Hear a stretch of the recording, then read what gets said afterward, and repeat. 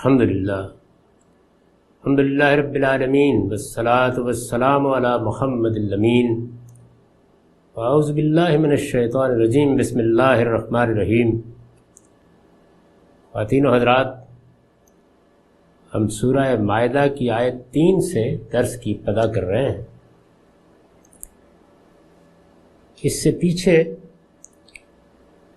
شاعر اللہ کا ذکر ہوا، یعنی یہ بتایا گیا کہ اللہ تعالیٰ نے کچھ چیزوں کو شعرے کی حیثیت دے دی ہے۔ اس کی وضاحت کرتے ہوئے میں نے یہ عرض کیا تھا کہ بہت بڑی بڑی حقیقتوں کو پس منظر میں رکھ کر بعض چیزوں کو جب علامت کے طور پر مقرر کر دیا جائے تو اسے شعرہ کہا جاتا ہے۔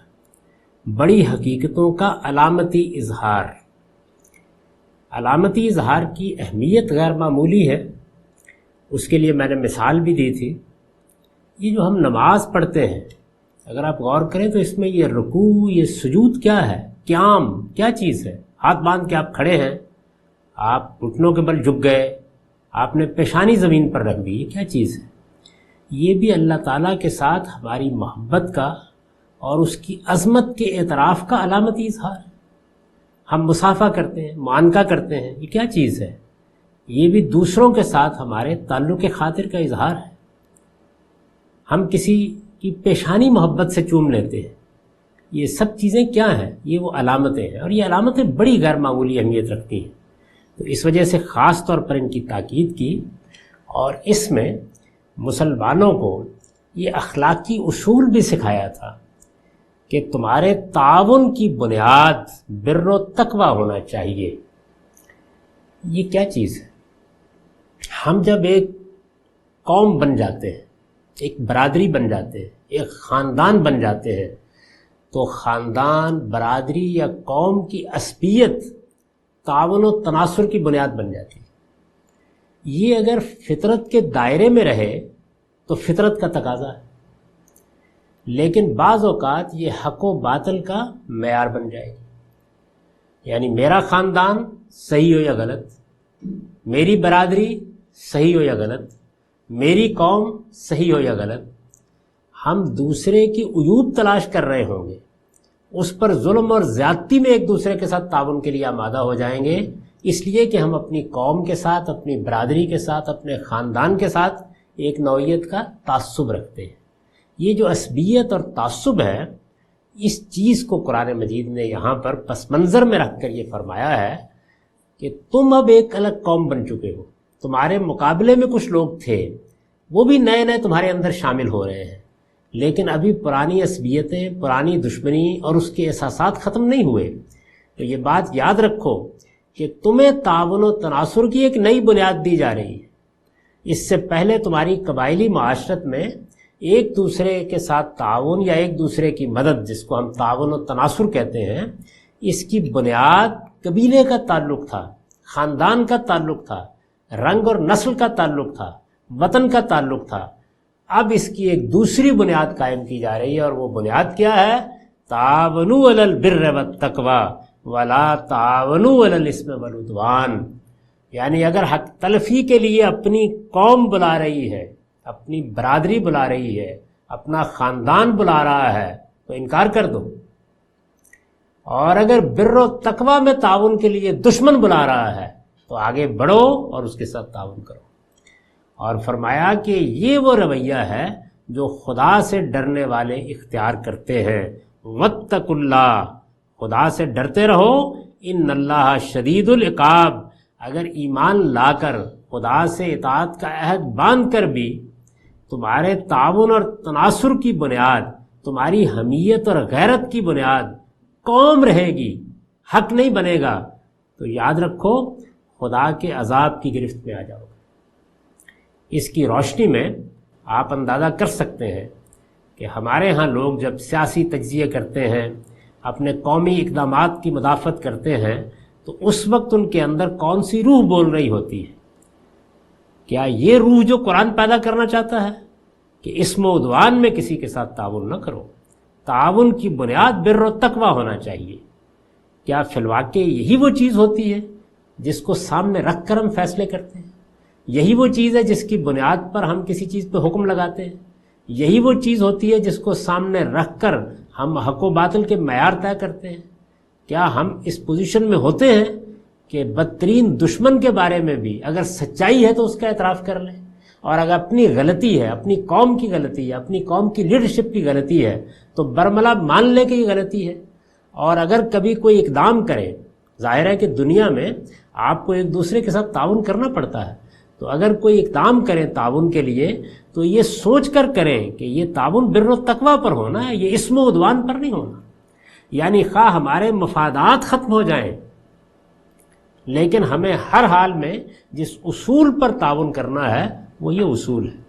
یہ پہلے فیصلہ ہوگا کہ ہمیں تعاون کے لیے، مدد کے لیے بلایا جا رہا ہے، ہماری سرزمین کسی مقصد کے لیے استعمال کی جا رہی ہے، ہمارے وسائل کسی مقصد کے لیے استعمال کیے جا رہے ہیں، تو فیصلے کی بنیاد ہمارے مفادات نہیں ہوں گے، بر و تقوی ہوگا۔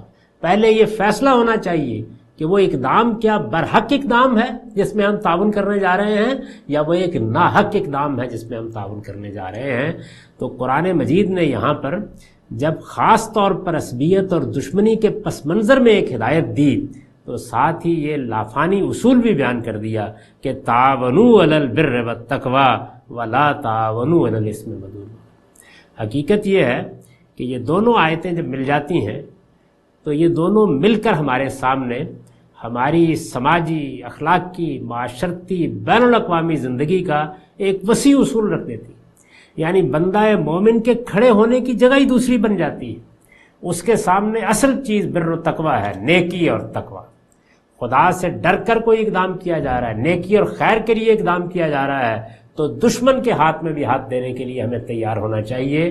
اور اگر ہمارا کوئی بھائی، ہمارا ہم قوم، ہماری برادری کا کوئی آدمی، ہمارا بیٹا، ہماری ماں، ہمارا باپ کوئی اقدام اسم و عدوان کے لیے کر رہے ہیں تو پھر ہمیں اس میں ایک قدم بھی آگے نہیں بڑھنا چاہیے۔ یہ ہدایت ہے جو دی گئی ہے، اور فرمایا کہ میرے ساتھ اطاعت کا عہد باندھ کر اگر اس کی خلاف ورزی کرو گے تو یاد رکھو ان اللہ شدید العقاب، اللہ سخت سزا دینے والا ہے۔ اس پر البیان کا نوٹ ہے، یہ ایک دوسرے پہلو سے اسی بات کی تاکید ہے جو اوپر بیان ہوئی ہے۔ استاذ امام لکھتے ہیں، یعنی جس گروہ کو اللہ نے دنیا میں نیکی اور تقوی قائم کرنے کے لیے پیدا کیا ہے، یہ مسلمانوں کا گروہ ہے، جس گروہ کو اللہ نے دنیا میں نیکی اور تقوی قائم کرنے کے لیے پیدا کیا ہے، اس کے لیے پسندیدہ روش یہ نہیں ہے کہ وہ دوسروں کی زیادتیوں سے مشتعل ہو کر خود اسی طرح کی زیادتیاں کرنے لگے۔ مسلمان استدلال کرتے ہیں کہ فلاں اور فلاں نے ہمارے ساتھ یہ زیادتی کی ہے تو اب اس کے بعد ہم اگر بے گناہوں کا خون بہا دیں تو یہ جائز ہو جائے گا۔ نہیں، اس کا کوئی امکان نہیں ہے۔ پھر آپ اسلام سے دستبردار ہو جائیں۔ مسلمان ہوتے ہوئے، اسلام کے ماننے والے ہوتے ہوئے ہمارے اوپر لازم ہے کہ ہمیں ہر حال میں بر و تقوی پر کھڑا ہونا ہے۔ اس کا کوئی امکان نہیں ہے، اس کا کوئی سوال نہیں ہے کہ دوسروں کی زیادتیوں سے مشتعل ہو کر خود اسی طرح کی زیادتیاں کوئی شخص مسلمان ہوتے ہوئے کرنے لگے۔ وہ ایسا کرے تو اس کے معنی یہ ہوئے کہ اس نے گناہ اور زیادتی کے کام میں تعاون کیا، اور شریروں نے برائی کی جو نیو جمائی اس پر اس نے بھی چند ردے رکھ دیے، یعنی انہوں نے بنیاد اٹھائی اور ہم نے کہا کہ چلیے یہ ہم بھی اس میں کچھ تعمیر ہاتھ بٹا دیتے ہیں، حالانکہ اس کا کام نیکی اور تقوی میں تعاون کرنا تھا۔ یہ مسلمان کا شعار ہے، یعنی ایک تو وہ شعار ہیں جو اللہ نے قائم کر دیے، اور ایک اس کے ساتھ تلقین فرمائی کہ تمہارا تعلقات کا، تعاون اور تناصر کا، حمیت اور غیرت کا، تمام اقدامات کا، مدافعت کا، جنگ کا، صلح کا جو بنیادی اصول ہے وہ یہ اصول ہے کہ تعاونوا علی البر والتقوی ولا تعاونوا علی الاثم والعدوان۔ حرمت علیکم المیتۃ والدم ولحم الخنزیر وما اہل لغیر اللہ بہ والمنخنقۃ والموقوذۃ والمتردیہ والنطیحۃ وما اکل السبع الا ما ذکیتم۔ تم پر مردار اور خون اور سور کا گوشت اور خدا کے سوا کسی اور کے نام کا ذبیحہ حرام ٹھہرایا گیا ہے۔ یہ تکمیلی احکام ہیں جو دیے جا رہے ہیں، کیونکہ عہد و پیمان لیا جا رہا ہے تو کچھ ابتلاء کے احکام دیے، اللہ تعالیٰ کی حرمتوں کے بارے میں تاکید کی کہ ان کو کسی حال میں پامال نہ ہونے دینا، اور پھر اس کے بعد جو خور و نوش کی حرمتیں ہیں ان میں جو بعض سوالات پیدا ہو گئے تھے ان سوالات کا جواب دیتے ہوئے کچھ توضیح کی۔ قرآن کا عام اسلوب یہ ہے کہ جب وہ توضیح کرتا ہے کسی چیز کی تو وہ پوری کی پوری بات کو بعض اوقات دہرا دیتا ہے تاکہ اس کی یاد دہانی ہو جائے، تو یہاں بھی یہی کیا ہے۔ چنانچہ یہاں سے آگے اب ان حرمتوں کی تفصیل ہے جن کا حوالہ اوپر الا ما یتلا علیکم کے الفاظ میں دیا گیا ہے۔ یاد ہوگا کہ پیچھے یہ فرمایا تھا کہ تمہارے لیے اللہ تعالیٰ نے مویشی کی قسم کے تمام چوپائے حلال ٹھہرائے ہیں، الا ما یتلا علیکم، سوائے ان کے جو تمہیں بتائے جا رہے ہیں۔ تو بات پوری ہوئی تو اس کے بعد وہ بتانا شروع کر دیا، یعنی جو ابھی تمہیں بتائے جائیں گے۔ کیا بتایا؟ فرمایا تم پر مردار حرام ہے۔ اس کے لیے اصل میں لفظ میتت آیا ہے۔ میں نے لکھا ہے کہ یہ ان احکام میں عرف و عادت کی رعایت سے استعمال ہوا ہے، یعنی زبان میں لفظوں کا ایک لغوی مفہوم ہوتا ہے اور ایک ان کے استعمال کا عرف ہوتا ہے۔ تو لفظ کے استعمال میں اصل چیز کیا ہے؟ وہی عرف۔ اگر کسی جگہ لفظ کو عرف سے ہٹا کر لغوی مفہوم میں لایا گیا ہے تو اس کے لیے قرینہ چاہیے ہوتا ہے، ورنہ زبان کا عام قاعدہ یہی ہے کہ لفظ استعمال کے لحاظ سے جس طرح اور جس مفہوم یا جس دائرے یا جس اطلاق یا جس مصداق کے لیے شہرت پا چکا ہے، معروف ہو چکا ہے، عام مستعمل ہے، اسی کو مراد لیا جائے گا۔ اس میں شبہ نہیں کہ عربی زبان میں اس کا ایک لغوی مفہوم بھی ہے، یعنی یہ لفظ میتت آیا ہے تو اس میں کوئی شک نہیں کہ عربی زبان میں اس کا ایک لغوی مفہوم بھی ہے، لیکن یہ جب اس رعایت سے بولا جائے تو اردو کے لفظ مردار کی طرح اس کے معنی ہر مردہ چیز کے نہیں ہوتے۔ یعنی ویسے تو اگر لغت کے لحاظ سے دیکھیں تو میتت کا مطلب ہے مردہ چیز، لیکن جس طرح لفظ مردار ہر مردہ چیز کے لیے اردو میں نہیں بولا جاتا، بالکل اسی طریقے سے میتت کا لفظ عرف استعمال کے لحاظ سے ہر مردہ چیز کے لیے نہیں بولا جاتا۔ اس صورت میں ایک نوعیت کی تخصیص اس لفظ کے مفہوم میں پیدا ہو جاتی ہے، یعنی جیسے اس کو استعمال کیا جاتا ہے تو استعمال کا عرف ایک طرح کی تخصیص پیدا کر دیتا ہے۔ یعنی تعمیم تو یہ تھی کہ ہر مردہ چیز اس سے مراد لی جاتی، لیکن ایسا نہیں کیا جاتا، ایک طرح کی تخصیص اس میں پیدا ہو جاتی ہے۔ اور زبان کے اسالیب سے واقف کوئی شخص مثال کے طور پر مردہ ٹڈی اور مردہ مچھلی کو اس میں شامل نہیں سمجھتا۔ یہ عرف ہے، معاف فرمائیے گا۔ اس کو آپ اپنی زبان کی کچھ مثالوں سے سمجھ لیجیے۔ ہمارے ہاں اگر کوئی آدمی پوچھے کہ آپ نے آج کیا پکایا ہے اور آپ کہیں کہ گوشت پکایا ہے، تو اگرچہ مچھلی کا گوشت بھی گوشت ہے، لیکن عرف عام میں اس سے مچھلی کا گوشت مراد نہیں لیا جاتا۔ یعنی لفظ گوشت لغت کے اعتبار سے تو مچھلی کے گوشت کو بھی شامل ہے، لیکن استعمال کا عرف اس میں ایک نوعیت کی تخصیص پیدا کر دیتا ہے۔ بالکل یہی نوعیت لفظ میتا کی ہوئی، چنانچہ مردہ ٹڈی، مردہ مچھلی یہ اس میں شامل نہیں ہے۔ رسالت مآب صلی اللہ علیہ وسلم نے اس کی وضاحت فرمائی تو لوگ عام طور پر یہ خیال کرتے ہیں کہ گویا آپ نے قرآن مجید کے حکم میں کوئی ترمیم کر دی، ایسا نہیں ہوا، بلکہ لفظ میتا جو یہاں استعمال ہوا ہے چونکہ وہ عرف کے لحاظ سے استعمال ہوا تھا تو اس کا دائرہ اطلاق محدود ہو گیا۔ نبی صلی اللہ علیہ وسلم نے اس تحدید کی وضاحت فرما دی، ہمیں سمجھا دیا ہے کہ یہ لفظ یہاں اس پہلو سے استعمال ہوا ہے۔ اور جس طرح کہ میں نے عرض کیا کہ اردو زبان میں بھی ہم الفاظ کو استعمال کرتے ہیں تو ان کا عرف بعض اوقات اس میں ایک طرح کی تحدید، ایک طرح کی تخصیص پیدا کر دیتا ہے۔ یہاں بھی یہی ہوا ہے۔ پھر دوسری چیز کیا ہے؟ دوسری چیز خون، یعنی تمہارے لیے مردار حرام کیا گیا، خون حرام کیا گیا۔ اس پر البیان کا نوٹ ہے، سورہ انعام کی آیت 146 میں اس کے لیے دمن مسفوحن کے الفاظ آئے ہیں، یعنی بہتا خون۔ وہاں گویا ایک صفت کا اضافہ کر دیا ہے۔ یہاں تو کہا ہے نا کہ وہ دم، خون، لیکن وہاں اس کے ساتھ مسفوح، بہایا ہوا، اس صفت کا اضافہ کر دیا ہے۔ ان کا مفہوم وہی ہے جو عام بول چال میں ان الفاظ سے سمجھا جاتا ہے، یعنی یہاں بھی وہی عرف کا پہلو۔ تلی اور جگر کے متعلق یہ بات اگر کہ کہی جا سکتی ہے کہ یہ بھی در حقیقت خون ہے، لیکن عرف استعمال کا تقاضا ہے کہ ان پر اس کا اطلاق نہ کیا جائے۔ اسی طرح مسفوحن کی قید سے معلوم ہوتا ہے کہ رگوں اور شریانوں میں رکا ہوا خون بھی حرمت کے اس حکم سے مستثنا ہے۔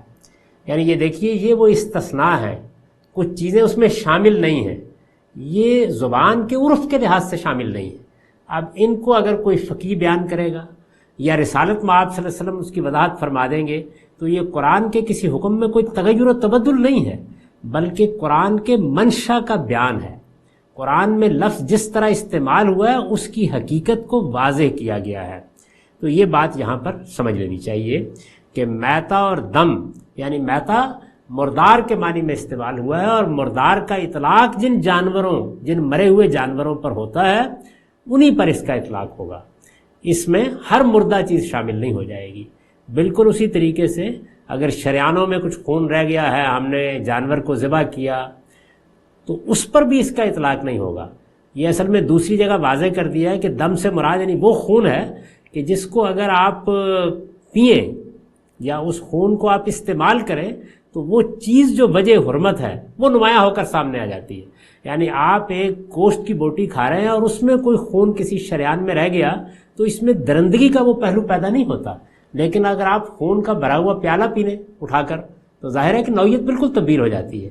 تو اس عرف کو سامنے رکھیں اور اس کے بعد ان کو سمجھیں۔ اس کے بعد پھر وہ روایتیں سمجھ میں آ جائیں گی جن میں رسول اللہ صلی اللہ علیہ وسلم نے بعض چیزوں کو مستثنا کیا ہے۔ تو وہ استثناء پیغمبر نے قرآن کے حکم میں خود نہیں کر دیا، بلکہ قرآن کے حکم میں جو چیز مضمر تھی، جو چیز چھپی ہوئی تھی، اس کو کھول کر بیان کر دیا ہے، اس کی وضاحت کر دی ہے۔ اس کو میں نے یہاں واضح کرنے کی کوشش کی ہے کہ عرف استعمال کیا چیز ہوتی ہے۔ یعنی لفظ کا لغوی مفہوم ایک چیز ہے، اس کو اٹھا کر جب ہم استعمال کرتے ہیں تو اس سے ایک عرف وجود میں آتا ہے، یعنی اس کے اوپر کچھ حدیں لگ جاتی ہیں، کچھ قیود لگ جاتی ہیں، اس کا ایک دائرہ متعین ہو جاتا ہے، اس دائرے کا لحاظ کر کے پھر اس کے معنی بھی متعین کیے جاتے ہیں۔ تو یہ فرمایا کہ تمہارے لیے مردار ممنوع ہے، خون ممنوع ہے۔ وَلَحْمُ الْخِنْزِيرِ، اور سور کا گوشت۔ یہ جو سور ہے یا خنزیر ہے یہ انعام کی قسم کے بہائم میں سے ہے۔ یعنی اگر آپ اس کو اس کی اصل کے لحاظ سے سمجھیں تو آپ کو حیوانات کے علم کے ماہرین بتائیں گے کہ یہ بھیڑ بکری ہی کی قسم میں سے ہے، یعنی اپنی سپیشیز کے لحاظ سے یہ انعام کی قسم کے بہائم میں سے ہے، لیکن دنیا میں تنہا جانور ہے کہ جو اپنی نوعیت سے ہٹ کر درندوں کی طرح گوشت بھی کھاتا ہے۔ اب اس سے آپ یہ سمجھ سکتے ہیں کہ یہ در حقیقت جو چیزیں حرام کی گئی ہیں ہمارے لیے، ان کے پیچھے کیا چیز کار فرما ہے۔ یعنی ایک تو وہ حرمتیں ہیں جو ہماری فطرت میں بدیت ہیں، ان کا ہم آگے جا کے ذکر کریں گے۔ وہ کیا حرمتیں ہیں؟ وہ حرمتیں یہ ہیں کہ ہم کوئی ایسی چیز نہیں کھائیں گے جس پر ہماری فطرت گواہی دیتی ہے کہ یہ من جملہ خبائث ہے۔ چنانچہ درندوں کا گوشت ہے مثال کے طور پر، فطرت اباح کرتی ہے کہ وہ گوشت کھایا جائے۔ یعنی انسان کی فطرت بتاتی ہے کہ بعض جانور ایسے ہیں کہ جو ہمارے لیے ملائم ہیں، موزوں ہیں، مناسب ہیں کہ ہم ان کا گوشت کھائیں۔ چنانچہ دنیا میں انسانوں کی عادات کا عام مطالعہ یہ بتاتا ہے کہ ایسا ہی ہوا ہے، یعنی انسانوں نے اس کا لحاظ کر کے اپنے لیے ان جانوروں کا انتخاب کیا، وحشی جانوروں میں بھی اور پالتو جانوروں میں بھی یہ لحاظ رکھا گیا ہے۔ یہ تو فطرت کے ممنوعات ہیں جن سے ہم واقف ہیں، ان کو بیان کرنے کی ضرورت نہیں تھی۔ لیکن اس کے بعد کیا ہوا؟ اس کے بعد یہ ہے کہ وہ چیزیں جو حلال ہیں، جن کے بارے میں کوئی بحث نہیں تھی، اب دیکھیے وہ کیسے حلال ہے۔ ایک بکری ہے، بھیڑ ہے، اس کی حلت کے بارے میں کوئی شبہ نہیں، ہم اس کو ذبح کرتے ہیں، اس کا گوشت کھاتے ہیں۔ وہ حلال جانور طبعی موت مر گیا۔ اب یہ سوال پیدا ہوا کہ کیا یہ حلال ہے یا حرام؟ اس کا جواب دیا ہے قرآن نے۔ یعنی شریعت گویا واضح حرمتوں کو بیان نہیں کر رہی، اس میں تو یہ اصول بیان کر دیا ہے کہ خبائث سب کے سب ممنوع ہیں، طیبات سب کے سب حلال ہیں، یعنی اس کا فیصلہ تو ہماری فطرت نے کر دیا۔ لیکن جہاں ہم متردد ہو کر کھڑے ہو سکتے تھے، یہ خیال پیدا ہو سکتا تھا کہ وہی جانور ہے، یعنی وہی بھیڑ، وہی بکری، ہم نے چھری پھیر کر ذبح کیا یا خدا نے اس پر موت وارد کر دی، فرق کیا واقع ہوا؟ تو فرق یہ واقع ہوا ہے کہ جب ہم ذبح کرتے ہیں تو ذبح کرنے کے جس طریقے کو جواز کا ذریعہ بنایا گیا ہے وہ طریقہ یہ ہے کہ اس کا خون بہنا چاہیے۔ گویا وہی چیز جو درندوں کا گوشت کھانے میں ممانعت کا باعث ہے، یعنی درندگی، انسان کے اندر ایک تو انسان ہے اور اس کی شخصیت ہے، اور ایک حیوان ہے، کیونکہ وہ اصل میں اپنے حیوانی وجود ہی سے ارتقا کر کے یہاں پہنچا ہے، تو اپنے حیوانی وجود میں وہ بہیمیت کے بھی علائق رکھتا ہے، اس کے ان علائق کو کمزور کرنا مقصود ہے۔ یعنی جب انسان کی تہذیب کی جاتی ہے، اس کو تعلیم دیتے ہیں، تربیت دیتے ہیں، تو کیا کرتے ہیں آپ جانوروں کو سدھاتے ہیں یا ان کی تربیت کرتے ہیں تو کیا کرتے ہیں؟ ان کی بہیمیت کو کم کرتے ہیں یا کنٹرول میں لاتے ہیں۔ تو انسان کو بھی اس کی ضرورت ہے کہ اس کی تہذیب نفس کی جائے۔ یہ تہذیب نفس ہے جو ہم تعلیم سے کرتے ہیں، تربیت سے کرتے ہیں، اعلیٰ روایات سے کرتے ہیں، جس کے نتیجے میں وہ جو بہیمیت ہے، جانور ہونے کا پہلو ہے، وہ جو درندگی میرے اندر یا آپ کے اندر چھپی ہوئی ہے، اس کو کمزور کیا جاتا ہے اور انسانیت کو نمایاں کیا جاتا ہے۔ چنانچہ انسان کی نفسیات پر جو چیزیں اثر انداز ہو سکتی ہیں ان کو پھر ممنوع ٹھہرایا جاتا ہے، یعنی ایسے کام نہ کیے جائیں۔ پینے کو تو انسان خون کا پیالہ پی لے گا، لیکن یہ چیز کیا کرے گی؟ یہ اس کی نفسیات پر اثر انداز ہوگی اور اس کی درندگی کو بڑھا دے گی۔ چنانچہ سب درندے ممنوع ہیں۔ اب یہاں کیا ہوا ہے؟ چونکہ جانور طبعی موت مرا ہے تو خون نہیں نکل سکا، اس وجہ سے اللہ تعالیٰ یہ فرماتے ہیں کہ خون درندگی کی علامت ہے، لہٰذا یہ مردہ جانور بھی اب نہیں کھایا جائے گا۔ اور مچھلی میں ظاہر ہے کہ یہ چیز ہی نہیں ہوتی، ٹڈی میں بھی یہ چیز نہیں ہوتی۔ جب یہ نہیں ہوتی تو اس حرمت کا اس پر اطلاق بھی نہیں ہوتا۔ چنانچہ ارشاد فرمایا کہ یہ چیز ہے کہ جس کے تمہیں قریب نہیں جانا۔ پھر آپ دیکھیے کہ صراحتاً آگے بیان کر دیا کہ دوسری چیز کیا ہے؟ ظاہر ہے حلال جانور کو جب ذبح کیا جائے گا تو خون نکلے گا، تو اب آپ اس کا گوشت کھا رہے ہیں، اس کی ہڈیاں چچوڑ رہے ہیں، اس کے بعد جو خون جو اسی کے اندر سے نکلا حلال جانور تھا، فرمایا کہ نہیں، اصل میں یہی تو علت حرمت ہے، اس لیے خون نہیں کھاؤ گے۔ اسی اصول کے اوپر لحم الخنزیر کو حرام قرار دیا کہ یہ جانور اگرچہ انعام کی قسم میں سے ہے، اصولاً کھایا جانا چاہیے تھا اگر اس پہلو کو دیکھیں، لیکن اس کی خصوصیت ہے، اور دنیا میں یہ تنہا جانور ہے جس کی یہ خصوصیت ہے کہ یہ درندوں کی طرح گوشت کھاتا ہے۔ تو اب کیا ہوا؟ اب یہ گویا دو چیزوں کے درمیان معلق ہو گیا، یعنی اس کے اس پہلو کو دیکھیے تو خیال ہوتا ہے کہ اس کو حلال ہونا چاہیے، دوسرے پہلو کو دیکھیے تو خیال ہوتا ہے کہ اس کو حرام ہونا چاہیے۔ اب اس میں کون فیصلہ کرے؟ اللہ نے اپنا فیصلہ سنایا کہ نہیں، چونکہ اس میں درندگی کا امکان ہے یا احتمال ہے یا درندگی کی طرف میلان ہے، اس وجہ سے یہ بھی حرام کر دیا گیا ہے۔ یہ خدا کا فیصلہ ہے۔ عام طور پر لوگ یہ خیال کرتے تھے کہ جو چیزیں قرآن میں حرام کی گئی ہیں یہ سری حرمتیں ہیں، صورتحال اس کے بالکل الٹ ہے۔ سری حرمتیں فطرت کے ممنوعات ہیں، یہ مشتبہات ہیں جن کے بارے میں سوال پیدا ہو سکتا تھا۔ تو خدا کی شریعت اصل میں آتی اس لیے ہے کہ جن چیزوں کا فیصلہ انسان کی عقل اور انسان کی فطرت نہیں کر پاتی یا کرنے میں مشکل محسوس کرتی ہے، ان میں خدا اپنا ورڈکٹ دے دے، اپنا فیصلہ دے دے۔ چنانچہ یہ فیصلہ اللہ تعالیٰ نے دے دیا۔ دیکھیے بینیں یہی چیز سود میں ہوئی ہے، یعنی غبن حرام ہے، چوری حرام ہے، مال چھیننا حرام ہے، ملاوٹ کرنا حرام ہے، رشوت کھانا حرام ہے۔ اس کے لیے کسی شریعت کی ضرورت نہیں تھی، یہ تو مانی ہوئی چیزیں ہیں، ساری دنیا ان کو تسلیم کرتی ہے۔ لیکن آپ نے روپے پر منفعت لے لی، قرض دے کر روپے پر منفعت لے لی، محض قرض دینے کی بنیاد پر آپ نے کچھ تقاضا کر دیا۔ اس میں ظاہر ہے کہ یہ سوال پیدا ہو جاتا ہے، یہ ایک مشتبہ معاملہ ہے کہ آخر ہم کوئی چیز کرائے پر دے کر اس کا کرایہ بھی تو لے رہے ہوتے ہیں، اس کے استعمال کا معاوضہ بھی تو لے رہے ہوتے ہیں، تو روپے کے استعمال میں کیا مسئلہ ہے؟ اب اس میں جو مسئلہ پیدا ہوتا ہے وہ یہاں کا موضوع نہیں، اس کو الگ زیر بحث لائیں گے، لیکن وہاں بھی بالکل یہی صورت پیدا ہوتی ہے جو لحم الخنزیر میں ہے، یعنی دونوں چیزیں اشتباہ میں آ جاتی ہیں۔ ایک پہلو سے دیکھیں تو معلوم ہوتا ہے کہ حلت ہونی چاہیے، دوسرے پہلو سے دیکھیں تو معلوم ہوتا ہے کہ حرمت ہونی چاہیے۔ خدا نے فیصلہ سنا دیا کہ نہیں، ہم نے سود یا ربا کو بھی حرام کر دیا ہے۔ بالکل یہی صورتحال یہاں ہے۔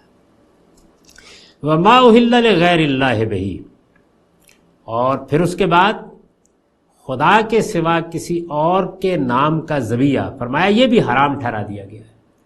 خدا کے سوا کسی اور کے نام کا ذبیحہ، اب یہاں بھی دیکھیے وہی چیز ہے، یعنی جانور وہی، حلال جانور تھا، بھیڑ ہے، بکری ہے، اونٹ ہے، بیل ہے، گائے ہے، اس کو خدا کے نام کے سوا کسی اور کے نام پر ذبح کر دیا گیا۔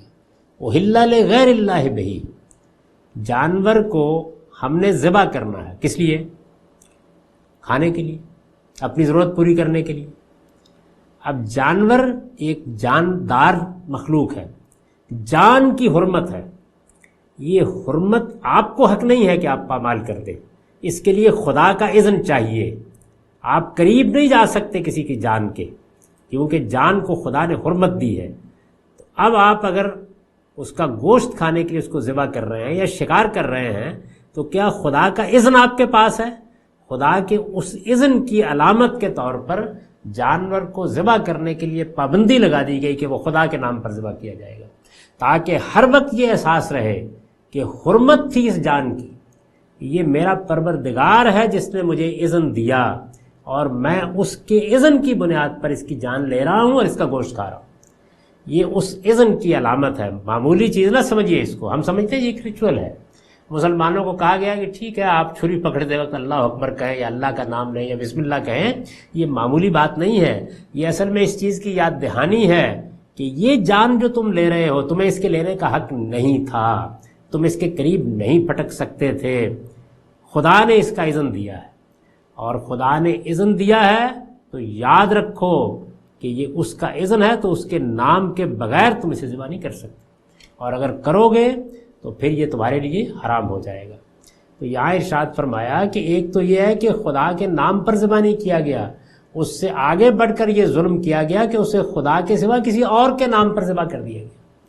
یعنی جب شرک کا دنیا کے اندر غلبہ ہوا اور اللہ تعالیٰ کے سوا دوسروں کو معبود بنایا گیا، تو پھر ان معبودوں کے ساتھ بھی انسان کے وہی جذبات وابستہ ہوئے جو خدا سے ہونے چاہیے، چنانچہ ان کی نظر پیش کی گئی، ان کا طواف کیا گیا، ان کے استھان بنائے گئے، ان کی زیارت کی گئی، ان کے حضور میں جا کر قربانیاں پیش کی گئیں۔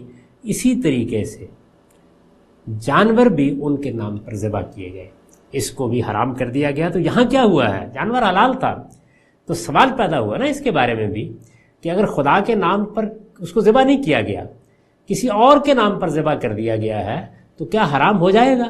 ہم یہ خود فیصلہ نہیں کر سکتے تھے، اس کے اس فلسفے اور حکمت کو سامنے رکھ کر اس کا فیصلہ بھی خدا نے سنایا۔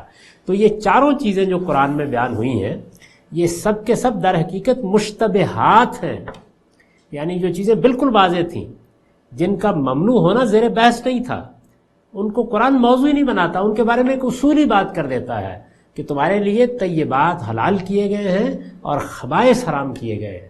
یہ اصول کی بات، یعنی اصولاً بیان کر دیا کہ ہر وہ چیز جس کو انسان کی فطرت خبیث ٹھہراتی ہے، کھانے کے لیے موضوع نہیں سمجھتی، وہ حرام ہوگا، اور ان کو تم جانتے ہو۔ ان میں اگر فرض کر لیجئے کہ علف و عادت کی بنیاد پر کوئی خرابی پیدا ہو گئی ہے، تو اس کو پھر پیغمبر دور کر دیتے ہیں، چنانچہ وہ بیان فطرت ہوتا ہے۔ رسول اللہ صلی اللہ علیہ وسلم نے بھی بعض روایات میں بیان ہوا ہے کہ ان ممنوعات فطرت کے بارے میں صراحت کی۔ اس کی وجہ کیوں پیش آئی؟ انسان بعض اوقات اپنی فطرت کو مسخ کر بیٹھتا ہے، تو اس کو واضح کر دیا، تو وہ بیان فطرت ہے، نہ کہ بیان شریعت۔ یعنی یہ ایسے ہی ہے کہ جیسے جب یہ کہا جائے گا، پیغمبر بھی فرمائیں گے کہ جھوٹ نہ بولو، تو یہ حقیقت میں کوئی نیا حکم نہیں ہے جو آج دیا جا رہا ہے۔ جھوٹ کی حرمت تو انسان کی فطرت کے اندر موجود ہے، وہ بنیادی اخلاقیات میں سے ہے، پیغمبر اس کو بیان کر رہے ہیں، تو وہ انسان کی فطرت کا بیان ہوگا۔ اسی طرح جب یہ رسالت میں آپ صلی اللہ علیہ وسلم نے فرمایا کہ تمہارے لیے درندے حرام کیے گئے ہیں یا چنگال والے پرندے حرام کیے گئے ہیں، تو یہ فطرت کا بیان ہے۔ شریعت میں جو چیزیں حرام کی گئی ہیں وہ مشتبہات ہیں، جن کے بارے میں سوال پیدا ہو سکتا تھا، جن کے بارے میں ہم خود فیصلہ نہیں کر سکتے تھے، ان کے بارے میں فرمایا۔ اور یہ چار وہ چیزیں۔ اب اس کے بعد کیا ہے؟ اس کے بعد یہ ہے کہ جو میتا بیان ہوا ہے، یعنی مردار جس کو حرام ٹھہرایا گیا ہے، اس کے بارے میں بھی کچھ سوالات پیدا ہو جاتے ہیں۔ یعنی دیکھیے نا، ایک ہے ذبح کر کے کسی جانور کی جان لینا، اور ایک ہے طبعی موت مرنا۔ طبعی موت کی مختلف صورتیں ہو سکتی ہیں، اب ان سب صورتوں کا ذکر کیا ہے۔ فرمایا کہ یہ جو بیان کیا گیا اسی کے تحت، یعنی وہی میتا کی تشریح ہے، یہ کوئی نئی حرمتیں نہیں ہیں، میتا کی، مردار کی تشریح ہے۔ اس میں فرمایا والمنخنقہ، اسی کے تحت وہ جانور بھی جو گلا گھٹنے سے مرا ہو۔ اس سے آپ عربیت کا یہ اسلوب بھی سمجھ سکتے ہیں کہ اس میں جو یعنی قرآن کی عربی ہے، اس میں واو بالکل تفصیل کے لیے بھی آ جائے گی، تشریح کے لیے بھی آ جائے گی، توضیح کے لیے بھی آ جائے گی، بیان کے لیے بھی آ جائے گی، یا جس طرح ہم بولتے ہیں یعنی عثمانی میں بھی آ جائے گی۔ تو یہاں یہ میتا کی تفصیل کے لیے آ گئی۔ والمنخنقہ، وہ جانور بھی جو گلا گھٹنے سے مرا ہو، والموقوذہ، جو چوٹ سے مرا ہو، والمتردیہ، جو اوپر سے گر کر مرا ہو، والنتیہہ، جو سینگ لگ کر مرا ہو۔ اگر آپ جانور رکھتے ہوں، آپ چروائے ہوں، آپ دیہات میں رہتے ہوں، آپ قبائلی زندگی میں آپ بھیڑ بکریاں پالنے والے ہوں، تو یہ ساری صورتیں جو بیان کی گئی یہ پیش آ جاتی ہیں۔ تو اگر کوئی جانور ان صورتوں میں مر گیا تو فرمایا وہ بھی میتا کے تحت ہے، جو سینگ لگ کر مرا ہو، جسے کسی درندے نے پھاڑ کھایا ہو۔ اس پر البیان کا نوٹ ہے، اس سے پہلے میتا کی حرمت کا جو حکم بیان ہوا ہے، مردار کا میتا کی حرمت کا جو حکم بیان ہوا ہے، اس کے بارے میں یہ شبہ بعض ذہنوں میں پیدا ہو سکتا تھا کہ طبعی موت سے مرے ہوئے اور ناگہانی حوادث سے مرے ہوئے جانور میں کیا کچھ فرق کیا جائے گا، یا دونوں یکساں مردار قرار پائیں گے۔ قرآن نے جواب دیا ہے کہ دونوں کا حکم ایک ہی ہے، کیونکہ علت وہی موجود ہے، خون نہیں نکلا، اور ہر وہ صورت جس میں موت واقع ہوئی اور خون نہیں نکلا اس کو حرمت کے تحت رکھا جائے گا۔ آخری چیز یہ تھی کہ جسے کسی درندے نے پھاڑ کھایا ہو، اس میں ایک استثناء بیان کیا۔ فرمایا الا ما زکیتم، سوائے اس کے جسے تم نے زندہ پا کر ذبح کر لیا۔ زندہ پا کر کے الفاظ کا اضافہ کرنا اس لیے ضروری ہے کہ اگر مر گیا تو ذبح کرنے کی وجہ نہیں ہے، زندہ پا کر، یعنی ایک درندے نے پھاڑ کھایا تھا، ابھی جان نہیں نکلی تھی، ہم نے جانور کو پکڑا اور ذبح کر لیا۔ اس پر میں نے لکھا ہے اصل میں الا ما زکیتم کے الفاظ آئے ہیں، میتا کی تفصیل کے بعد ان الفاظ سے واضح ہے کہ یہ صرف تزکیہ ہی ہے، جس سے کسی جانور کی موت اگر واقع ہو تو مردار نہیں ہوتا۔ تزکیہ شریعت کی، دین کی ایک اصطلاح ہے۔ اس آیت سے، اس استثناء سے یہ واضح ہوا کہ صرف تزکیہ ہے جو کسی جانور کو، یعنی حلال جانور کو تزکیہ اگر کیا جائے گا تو تبھی حلال مانا جائے گا۔ تزکیہ انبیاء علیہم السلام کی قائم کردہ سنت ہے، اور بطور اصطلاح جس مفہوم کے لیے بولا جاتا ہے وہ یہ ہے کہ کسی تیز چیز سے جانور کو زخمی کر کے اس کا خون اس طرح بہا دیا جائے کہ اس کی موت خون بہہ جانے کے باعث ہی واقع ہو۔ یعنی تزکیہ کیا ہے کہ جانور کو آپ اس طریقے سے زخمی کریں، اس طریقے سے اس پر چھری پھیریں کہ اس کا خون بہہ جائے۔ جانور کو مارنے کی یہی صورت ہے جس میں اس کا گوشت خون کی نجاست سے پوری طرح پاک ہو جاتا ہے۔ یعنی اصل میں ذبح کرنا کیا ہے؟ خون سے جانور کے گوشت کو پاک کرنا۔ اس کا اصل طریقہ ذبح یا نہر ہے۔ ذبح گائے، بکری اور ان کے مانند جانوروں کے لیے خاص ہے، اور نہر اونٹ اور اس کے مانند جانوروں کے لیے۔ یعنی نہر کا بھی ایک طریقہ تھا اور اس کا بھی ایک طریقہ ہے، اور اس طریقے سے اگر جانور کو ذبح کیا گیا ہے تو اسی صورت میں اس کو حلال مانا جائے گا۔ اس کی کچھ مزید تفصیل ہے، اور اس نوٹ میں بھی بعض اور چیزیں ہیں جن کی ہمیں وضاحت کرنی ہے، اس کو ہم اگلی نشست میں زیر بحث لائیں گے۔ اب اس آیت کا سادہ ترجمہ سن لیجئے۔ ارشاد فرمایا ہے تم پر مردار اور خون اور سور کا گوشت اور خدا کے سوا کسی اور کے نام کا ذبیحہ حرام ٹھہرایا گیا ہے، اور اسی کے تحت وہ جانور بھی جو گلا گھٹنے سے مرا ہو، جو چوٹ سے مرا ہو، جو اوپر سے گر کر مرا ہو، جو سینگ لگ کر مرا ہو، جسے کسی درندے نے پھاڑ کھایا ہو، سوائے اس کے جسے تم نے زندہ پا کر ذبح کر لیا۔